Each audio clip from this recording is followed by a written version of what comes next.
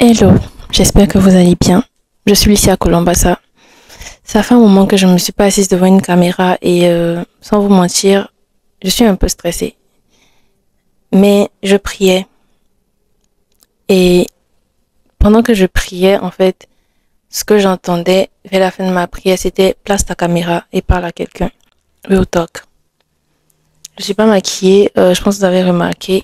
J'ai décidé de ne plus trop me maquiller. Il fait chaud à Abidjan. Pour ceux qui ne savent pas, petite parenthèse, je ne suis plus en Russie, je suis maintenant à Abidjan et j'ai étudié la mode. Je ne fais plus la médecine. C'est un témoignage que je rendrai le moment venu, mais bon, pour le moment, let's talk about what I have to say. J'ai pas grand chose à dire de moi, mais un message à faire passer de la part du Seigneur. Les chrétiens ont perdu l'objectif de vue. C'est ce que j'entendais. De nos jours, dans les églises, les gens recherchent le chic, l'intéressant, le beau.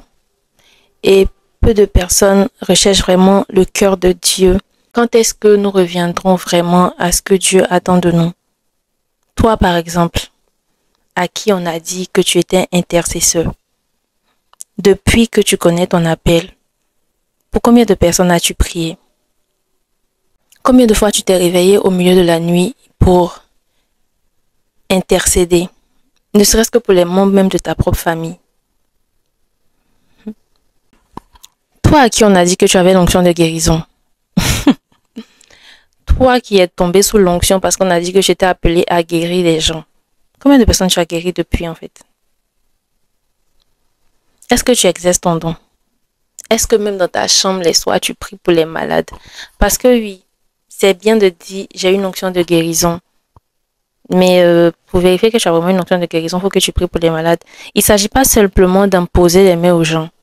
Jésus disait, va, ta foi t'a guéri. Et les gens guérissaient. On n'a pas dit tout le temps que Jésus imposait les mains aux gens. Combien de fois tu intercèdes pour les malades? Ou bien tu attends de devenir archibishop pour commencer à toucher les gens, un peu comme Pasteur Mohamed. Non, Pasteur Mohamed même il a commencé bas. Toi qui dis sur tous les toits que tu es prophète, tu as la vision. Combien de fois tu as interpellé les gens sur les choses que Dieu te montrait?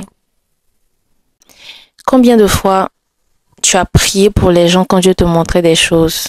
Nous sommes chrétiens, mais nous courons après les chill, les after church. Je ne vise personne. Pour montrer qu'être chrétien, ça peut être chic. Mais n'oublions pas que Jésus a dit, moi qui suis le bois frais, regarde comment on m'a tapé. Je paraphrase. Et vous le bois sec. La vie chrétienne n'est pas censée être chic. Nous devons servir. Nous devons réellement servir. Tu dois servir, tout simplement. Tu dois faire ce à quoi Dieu t'appelle. Dans la parabole des talents, on nous dit qu'un maître qui partait en voyage a donné des talents à ses disciples. À un, il en a donné 5. À un autre, il en a donné 3. Et à un autre, il en a donné 1. But guess what? Ceux qui ont reçu plus ont plus travaillé. Et celui qui en a reçu 1, il a enterré son talent. Quand le maître est revenu, il a traité de serviteur méchant et inutile. Tu peux te dire, ouais, mais moi, je ne sais pas quoi apporter. Parce que là, j'ai parlé des gens qui ont un appel très, très clair. Je peux te dire, mais moi, j'ai rien. J'ai rien à apporter dans le corps du Christ. Crois-moi, on a tous quelque chose à apporter.